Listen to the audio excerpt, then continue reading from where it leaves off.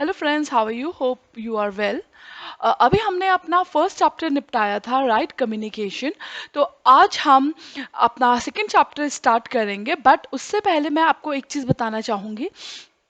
जैसे हमारे पास लास्ट में एक चैप्टर दे रखा है, इडियम्स एंड फ्रेजेस, राइट। तो वो चैप्टर को हम उस समय ना करके हम उस चैप्टर का थोड़ा थोड़ा पार्ट हम क्या करेंगे, डेली कवर करके चलेंगे, राइट। बिकॉज सारे इडियम्स एक साथ पढ़ना इज बोरिंग, राइट। तो बेटर ऑफ है हम रोज तीन तीन चार चार इडियम्स पढ़ेंगे, राइट।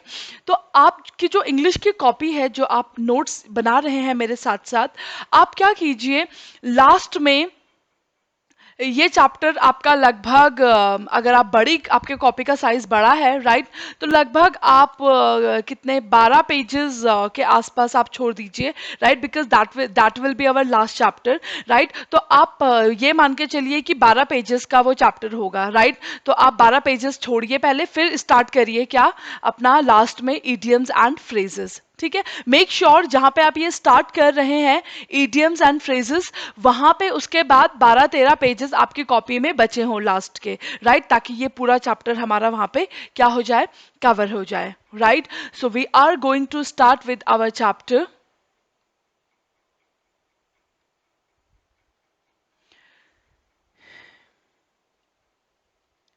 दो तीन करेंगे, फिर we will be back to our topic, right, idioms और फ्रेजेस।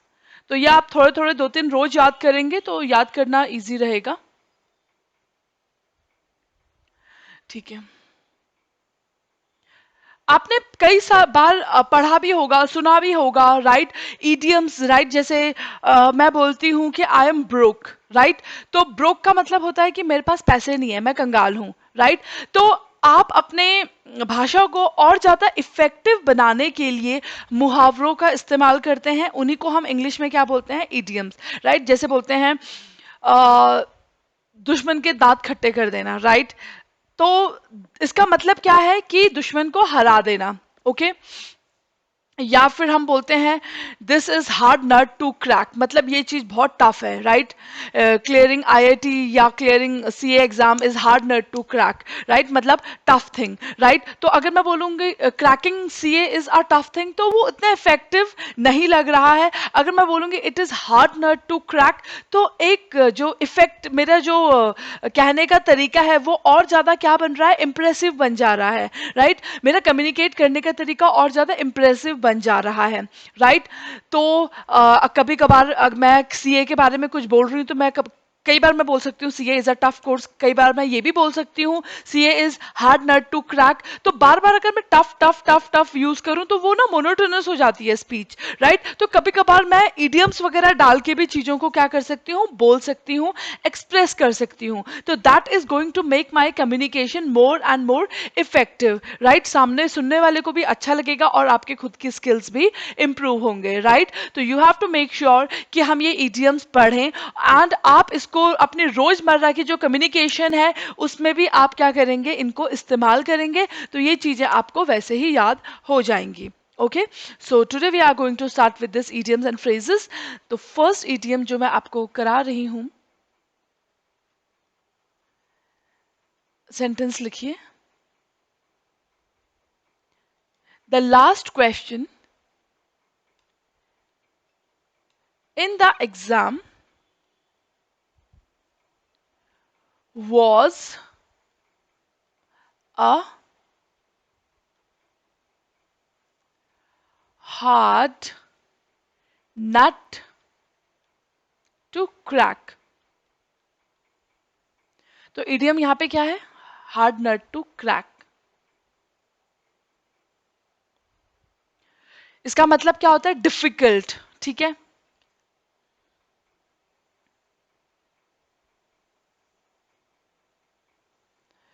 तो a hard nut to crack का मतलब क्या हो गया,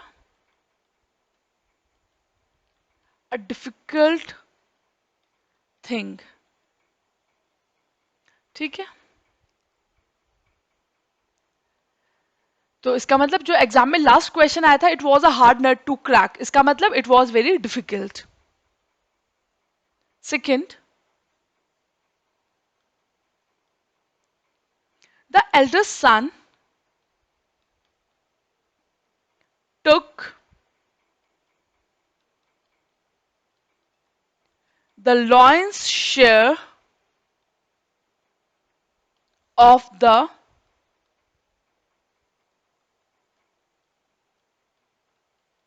फैमिली वेल्थ. यहाँ पे आपका इडियम क्या है, फ्रेज क्या है? Lions share. ठीक है, तो लॉयंस शेयर का मतलब क्या होता है?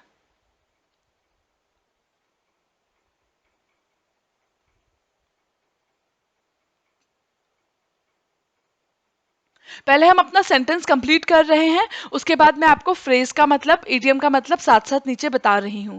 राइट, लॉयंस शेयर का मतलब क्या होता है? शेयर का मतलब हिस्सा. अब देखो, जब भी फॉरेस्ट में लॉयन हंटिंग करता है, शिकार करता है, तो जो भी शिकार वो करता है, उस शिकार का सबसे ज्यादा पोर्शन कौन खाता है? लॉयन खाता है. उसके बाद जो बचा खुचा होता है वो फॉक्सेस और ये जो ये वल्चर्स वगैरह होते हैं, राइट, बाकी जानवर जो छोटे छोटे जानवर हैं वो सब खाते हैं. बट जो मेजर पोर्शन होता है वो लॉयन खाता है, और जब उसकी भूख खत्म हो जाती है तब छोटा मोटा जो बचा होता है वो बाकी जानवर खाते हैं. इसका मतलब लॉयन शेयर का मतलब ज्यादा हिस्सा. ठीक है, a major part.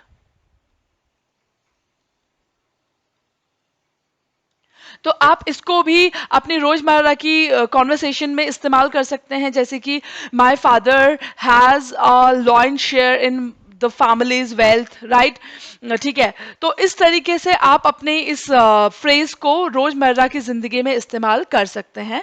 Right,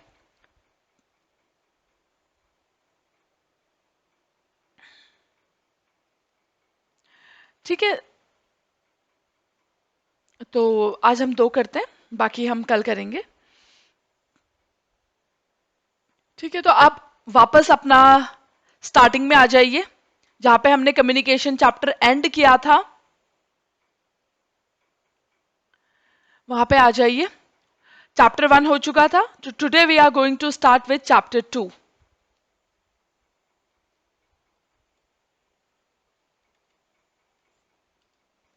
right, so we are going to start with chapter 2, and that is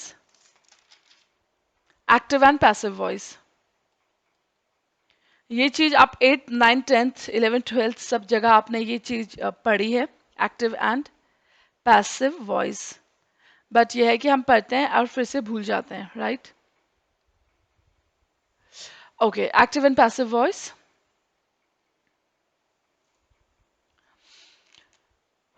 अब आपका जो ये एक्टिव एंड पैसिव वॉइस है,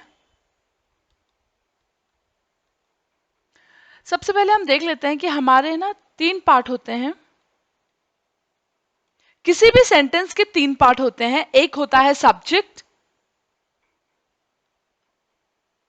एक होता है वर्ब, और एक होता है आपका ऑब्जेक्ट. ओके, ठीक. वर्ब का मतलब आपको पता है, क्रिया, काम करना.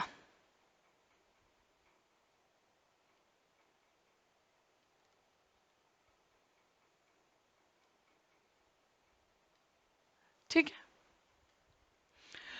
तो कोई भी सेंटेंस में एक्टिव पैसिव बात की बात है. सबसे पहले हम डिस्कस करेंगे अपने तीन concept, subject, verb and object. Right, तो किस जब भी आपके सामने एग्जाम में आएगा कि क्वेश्चन की convert this sentence into passive voice, right, या convert this passive voice into active voice, तो वो तो बात की बात है. सबसे पहले आपको मेन चीज है किस चीज पे वर्क करना है. आपको पता होना चाहिए कि सब्जेक्ट में कौन सी चीज को, सॉरी, सेंटेंस में कौन सी चीज को सब्जेक्ट माना जाए, कौन सी चीज को वर्ब माना जाए, और कौन सी चीज को ऑब्जेक्ट माना जाए. ठीक है, तो उसके लिए कोई डिफिकल्टी वाली बात नहीं है. हम उसके लिए कुछ एग्जाम्पल लिखते हैं. जैसे पहला हमने लिखा, अ, रोहित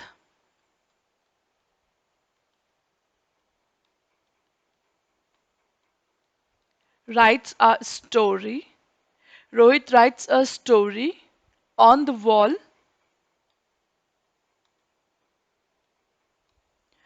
ठीक है, ठीक है। तो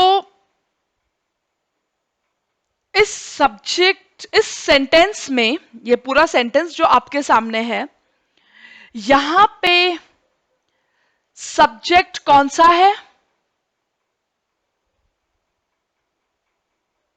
रोहित।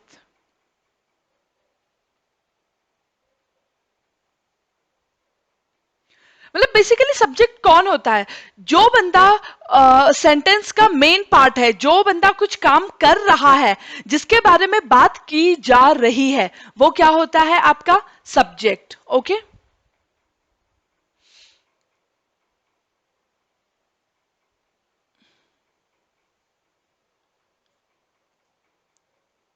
ठीक है।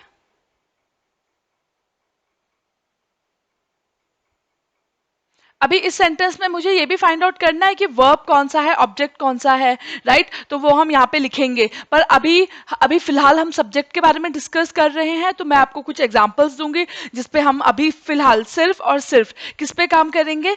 सब्जेक्ट पे काम करेंगे। Okay, second sentence is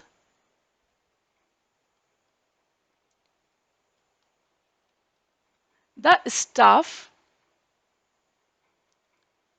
is required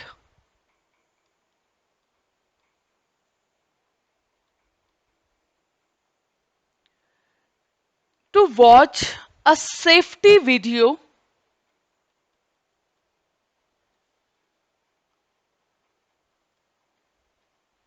every year। ठीक है, तो यहां पे काम कौन कर रहा है? कौन कर रहा है? Work is being done by staff. कौन देख रहा है वीडियो? Staff, right? किसके बारे में बात हो रही है यहाँ पे? स्टाफ के बारे में बात हो रही है, राइट? तो जिसके बारे में बात होती है वो क्या हो जाता है? आपका सब्जेक्ट। ठीक है,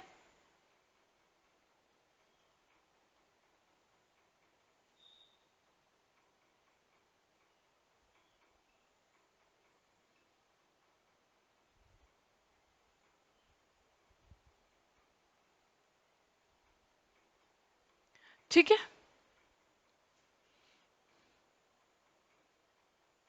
जो काम कर रहा है, राइट? जो मेन जिसके बारे में बात की जा रही है उस सेंटेंस में, राइट? तो वो क्या हो जाता है? सब्जेक्ट।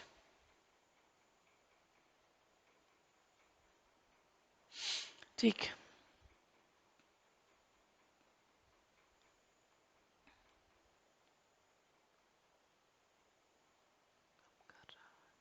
तो हम लिख सकते हैं, अगर मैं सब्जेक्ट को डिफाइन करना चाहूं,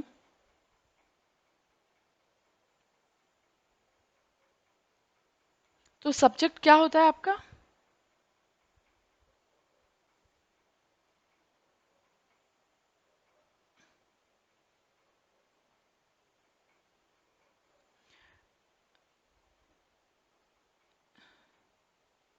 जिसके बारे में बात की जा रही है। लिख लीजिए, जिसके बारे में बात की जा रही है।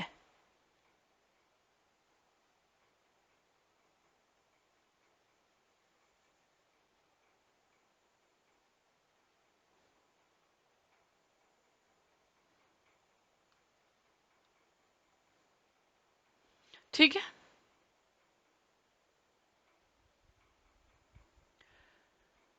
थर्ड सेंटेंस, वी एनक्लोज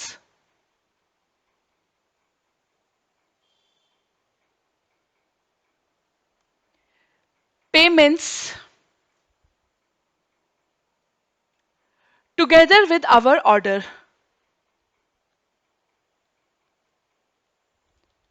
मतलब जब भी हम कोई चीज ऑर्डर करते हैं, हम साथ साथ पेमेंट्स भी दे देते हैं, राइट?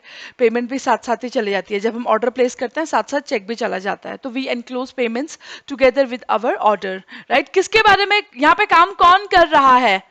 किसके बारे में बात की जा रही है? वी, हमारे बारे में, right?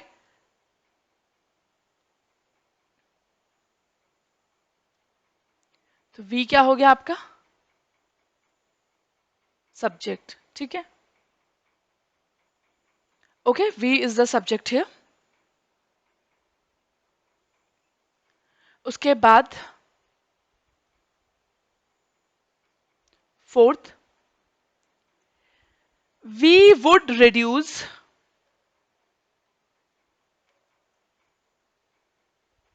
we would reduce costs if we use less paper। मतलब वो ये बोल रहे हैं कि अगर हम कम से कम पेपर यूज करें तो हमारा खर्चा क्या होगा? कम होगा, राइट? तो अब हमें इस सेंटेंस में बताना है कि सब्जेक्ट कौन है, किसके बारे में बात की जा रही है? हमारे बारे में। यहाँ पे काम कौन कर रहा है? हम कर रहे हैं, वी, राइट? तो अगेन वी इज द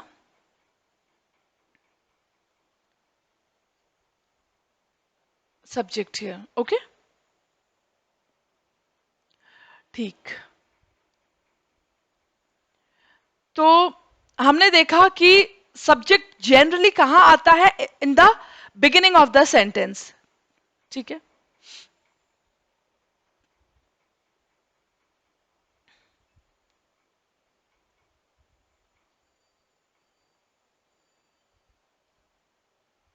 तो हमने देखा कि सब्जेक्ट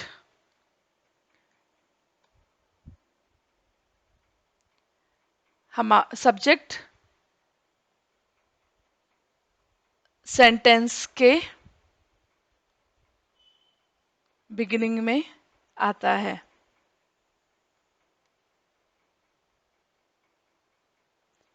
भाई जिसके बारे में बात कर रहे हैं उसको तो पहले ही, उसका जिक्र तो पहले ही करेंगे ना, ठीक है?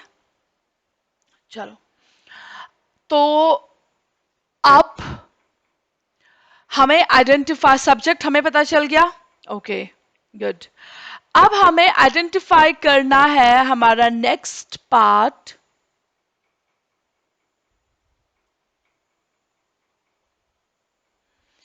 कि वर्ब कौन सा है। वर्ब आपको पता है, काम हो, जब भी कोई काम करते हैं, आपने पढ़ा भी होगा, verb is an action word. जब कोई आप खेल रहे हैं, खा रहे हैं, सो रहे हैं, नहा रहे हैं, राइट, लड़ रहे हैं, वो सब क्या है? Action, right? कुछ वर्ड्स एक्शन डिनोट करते हैं, उसी को हम क्या बोलते हैं? वर्ब, ठीक है? तो पहला सेंटेंस जो हमारा था, Rohit writes a story on the wall, right? तो यहां पे एक्शन क्या हो रहा है? राइट, ठीक है? तो राइट इज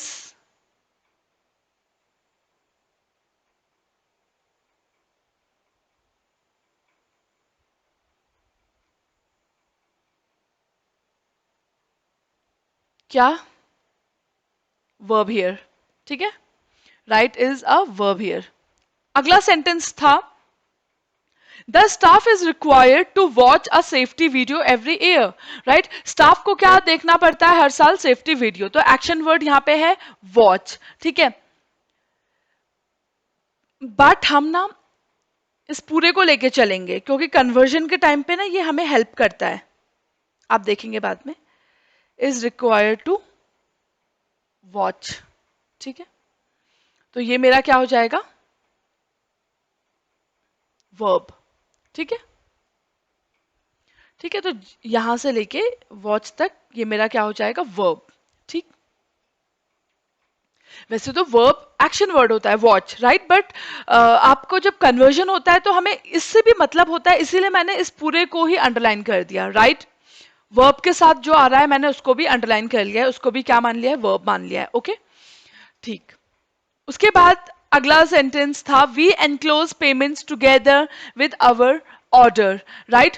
तो यहां पे एक्शन वर्ड क्या है? Enclose, right? एनक्लोज करना मतलब अटैच करना। एक्शन वर्ड इस पूरे सेंटेंस में एक्शन कौन सा है? एनक्लोज। तो एनक्लोज इज अवर वर्ब, ठीक है? जो भी शब्द काम होने का जिक्र कर रहा है वो शब्द क्या हो जाएगा? आपका वर्ब, ओके? उसके बाद we would reduce cost if we use less paper.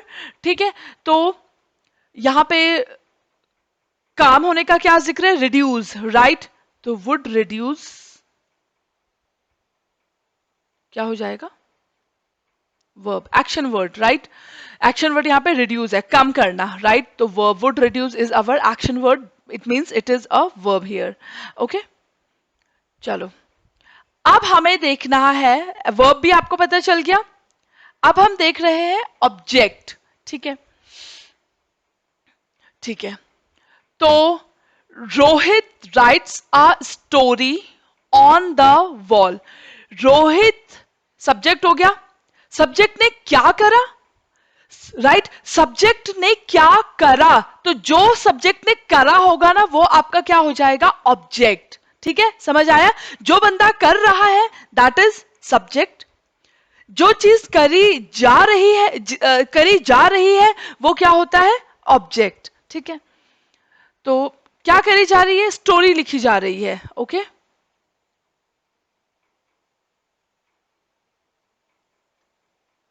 तो अ स्टोरी, तो स्टोरी, आप अ स्टोरी यहां पे क्या हो जाएगा आपका, ऑब्जेक्ट। ठीक है, अगला, the staff is required to watch. अब आपको पता है यहां पे काम करने वाला कौन है, द स्टाफ, तो स्टाफ सब्जेक्ट हो गया। स्टाफ कर क्या रहा है, क्या कर रहा है, वॉच कर रहा है, राइट। क्या कर वॉच कर रहा है, सेफ्टी वीडियो। ओके, तो सेफ्टी वीडियो हमारा क्या हो जाएगा, ऑब्जेक्ट। ठीक है, उसके बाद है we enclose payments together with our order. We enclose, हम एनक्लोज करते हैं, क्या एनक्लोज कर रहे हैं, किसके ऊपर काम किया जा रहा है, पेमेंट्स के ऊपर, राइट। तो payment is my object. Together with our order ये तो एडिशनल चीज है, राइट, ये तो एक वो है, बट मेन ऑब्जेक्ट हमारा क्या है, पेमेंट, राइट, जिसके बारे में बात की जा रही है, राइट। एक्शन किसके ऊपर हो रहा है, पेमेंट्स के ऊपर हो रहा है। ओके, नेक्स्ट सेंटेंस था वी वुड रिड्यूस। तो वी सब्जेक्ट हमें पता है, काम कौन कर रहा है, वी, राइट। वुड रिड्यूस, क्या रिड्यूस करेंगे, कॉस्ट, राइट। तो कॉस्ट हमारा क्या हो जाएगा, ऑब्जेक्ट। ठीक है,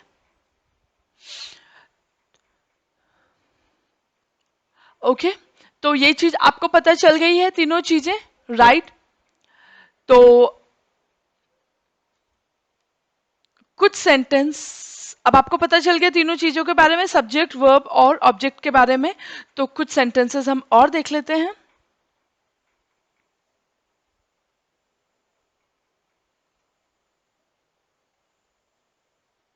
fifth, the critic wrote a scathing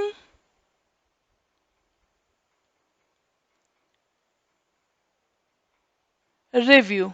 okay, तो यहां पे काम कौन कर रहा है, क्रिटिक। तो क्रिटिक हमारा क्या हो जाएगा, सब्जेक्ट। ओके, क्या काम कर रहा है, लिखने का काम कर रहा है, तो हमारा वो हो जाएगा वर्ब। ठीक है,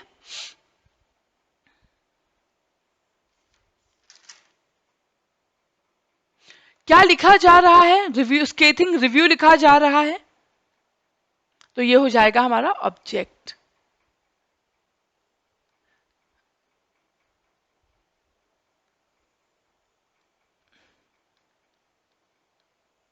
ठीक है, उसके बाद तो पता चल गया, आइडेंटिफिकेशन हो गया आपको कि सब्जेक्ट कौन सा है, वर्ब कौन सा है, ऑब्जेक्ट कौन सा है। अगला, the company's sales and service organization covers the country.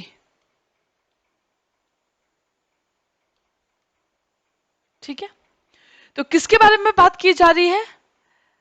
Company के सेल्स एंड सर्विस ऑर्गेनाइजेशन के बारे में बात की जा रही है.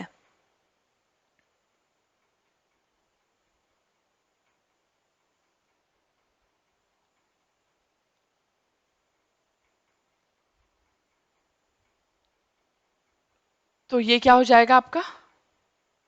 सब्जेक्ट. ओके, एक्शन वर्ड क्या है यहाँ पे? कवर्स. तो कवर आपका क्या हो गया? वर्ब. किसको कवर किया जा रहा है? कंट्री को. तो कंट्री क्या हो गई? Object.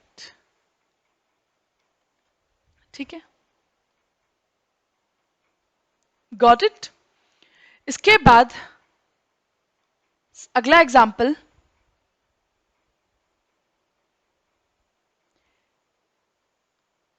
FCS are only marketing their new dental equipment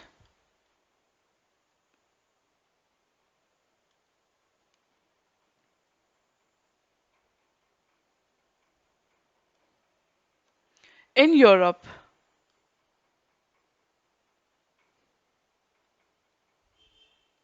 ठीक है, तो आपको पता है यहाँ पे किसके बारे में बात की जा रही है? FCS की बात बारे में, राइट? तो वो क्या हो जाएगा आपका?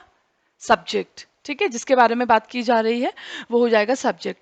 ठीक है, काम क्या, एक्शन वर्ड क्या है? मार्केटिंग. ठीक है,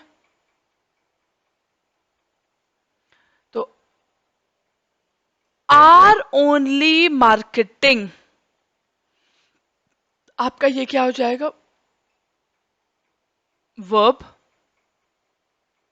ठीक है, देयर न्यू डेंटल इक्विपमेंट. ठीक है, मार्केटिंग, किसकी मार्केटिंग की बात की जा रही है? न्यू डेंटल इक्विपमेंट के बारे में बात की जा रही है, तो वो आपका क्या हो जाएगा?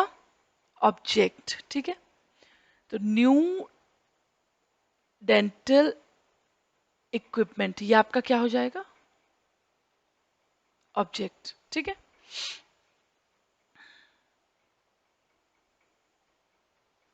तो FCS are only marketing their new dental equipment in Europe, right? तो आपको यहाँ पे पता चल गया है कि किसके बारे में बात की जा रही है. सबसे पहले तो FCS के बारे में बात की जा रही है, तो वो क्या हो जाएगा? सब्जेक्ट. क्या बात, एक्शन वर्ड क्या है? किस चीज, right? Marketing, right? Are only marketing, तो वो क्या हो जाएगा? वर्ब. ठीक है, अब किस चीज के ऊपर बात की जा रही है? राइट, क्या करा जा रहा है? That is,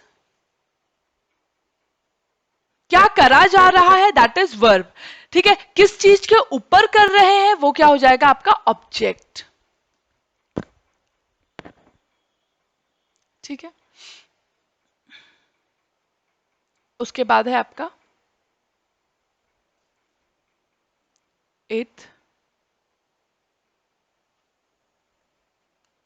food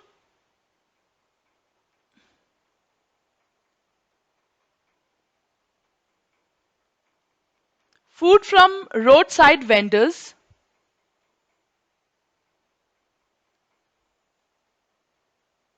should not be eaten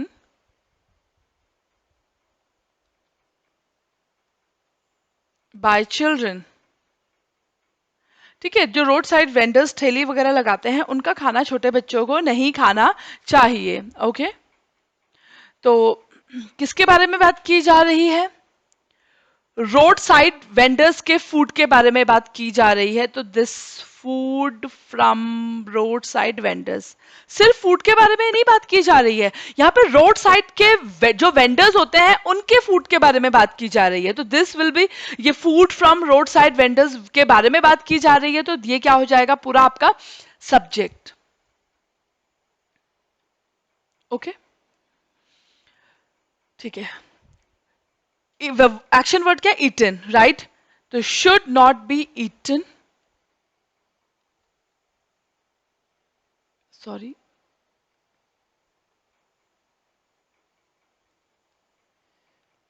हम यहाँ पे ये वाला पेन इस्तेमाल कर रहे थे, right? Should not be eaten,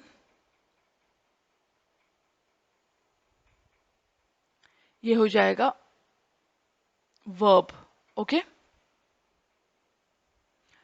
किसके द्वारा? चिल्ड्रन के द्वारा,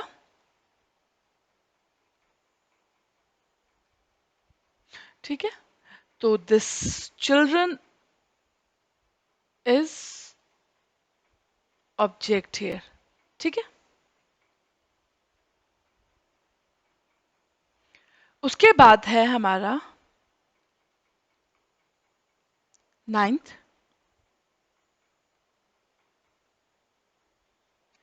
the forest was going to be cut down for the new project,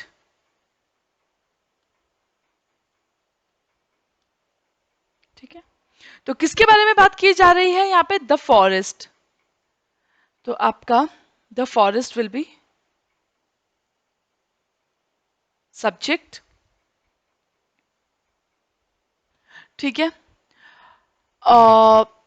action word क्या है यहाँ पे? Cut, right? तो was going to be cut, ये आपका हो जाएगा वर्ब, ठीक है? किसके, अब देखो यहां पे हमें फाइंड आउट करना है ऑब्जेक्ट, राइट?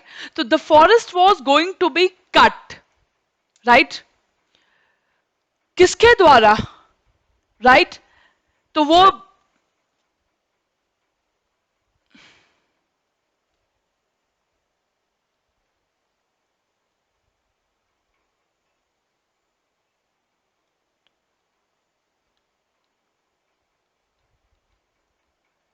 तो मिसिंग है,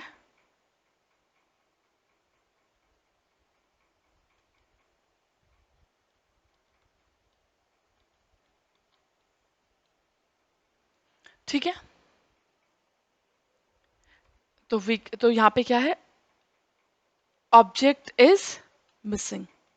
हो सकता है कई बार कि किसी किसी सेंटेंसेस में आपका ऑब्जेक्ट क्या हो, मिसिंग हो।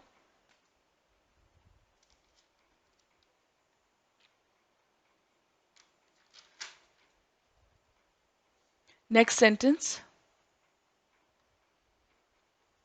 10th, his painting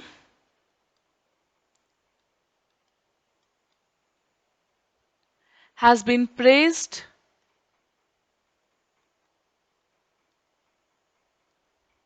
by the critics।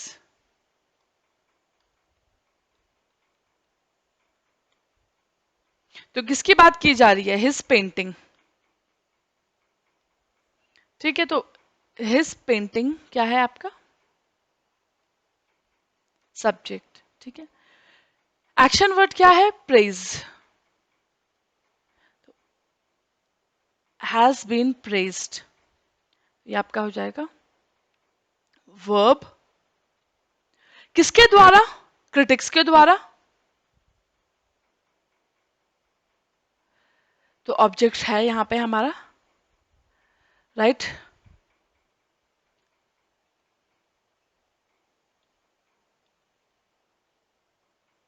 ठीक है?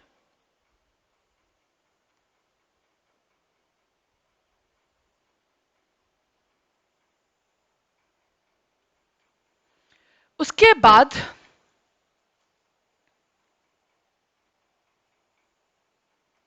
लिख लीजिए यहां पे,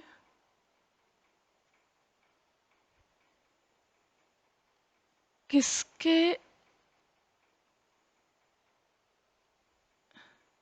किसके द्वारा? क्रिटिक्स के द्वारा, राइट? तो it means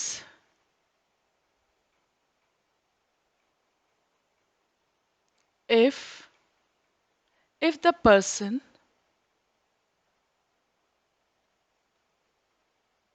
by whom work is done is present, it means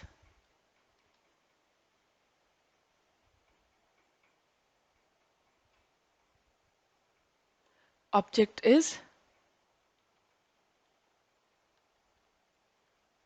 present. ठीक है, जैसे पहले वाले में कट बाय हुम मिसिंग था ना, यार यहाँ पे और यहाँ पे प्रेजेंट है, किसके द्वारा, कौन काम कर रहा है, क्रिटिक्स। जबकि वहां पे ये नहीं लिखा था कि कट बाय गवर्नमेंट, राइट, कुछ नहीं लिखा था, इसका मतलब ऑब्जेक्ट मिसिंग था। पर यहाँ पे पता है कि काम किसके द्वारा किया जा रहा है, क्रिटिक्स के द्वारा किया जा रहा है, राइट, तो इसका मतलब ऑब्जेक्ट इज प्रेजेंट। ठीक है, तो ये सब चीजें आप लिखिए, बहुत इंपॉर्टेंट है।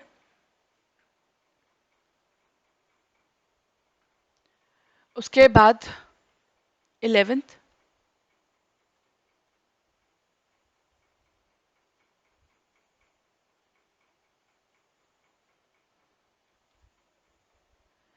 the new tax reforms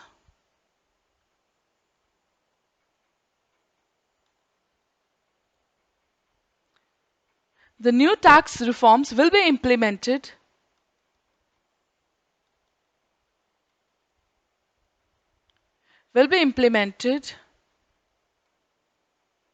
from July.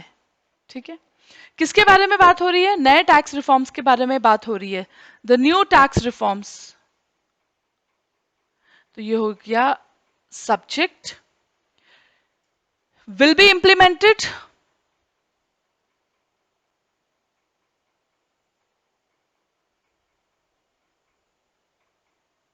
Verb. ठीक है, पर will be implemented by whom, तो वो मिसिंग है ना। ठीक है,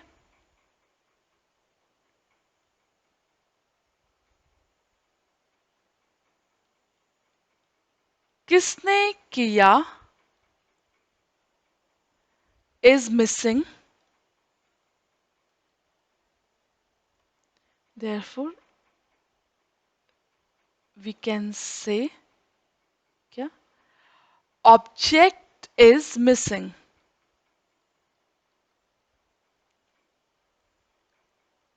अगर ये लिखा होता the new tax reforms will be implemented by government, तो इसका मतलब तब ऑब्जेक्ट प्रेजेंट होता।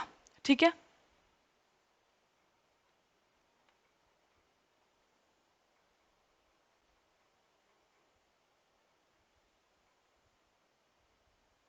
अगर ऐसा होता विल बी इंप्लीमेंटेड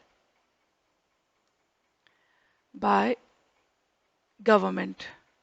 ठीक है, अगर ऐसा होता, ठीक है, देन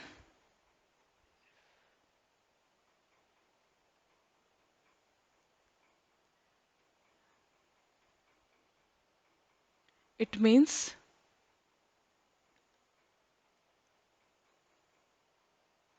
ऑब्जेक्ट इज प्रेजेंट।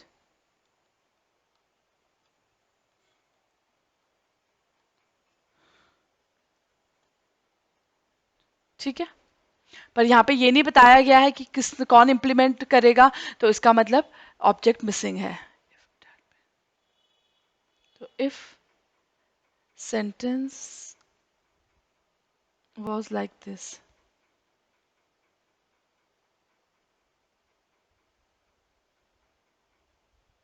कि will be implemented by government, it means object is present।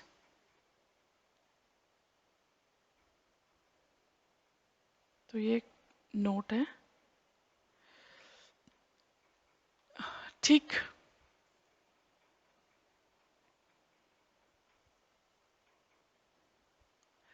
तो आज आपने देखा कि जब भी आपके पास कोई सेंटेंस आता है तो आपको सबसे पहले आइडेंटिफाई करना है कि उस सेंटेंस में सब्जेक्ट कौन सा है, वर्ब कौन सा है और ऑब्जेक्ट कौन सा है। ओके, तो सब्जेक्ट आपको पता है, जिसके बारे में बात की जा रही है वो सब्जेक्ट है, जो एक्शन वर्ड है वो वर्ब है, किसके द्वारा किया जा रहा है, किसके लिए किया जा रहा है, वो आपका क्या हो जाएगा, ऑब्जेक्ट। ठीक है, तो that's all for your today's class. Thank you and have a good day.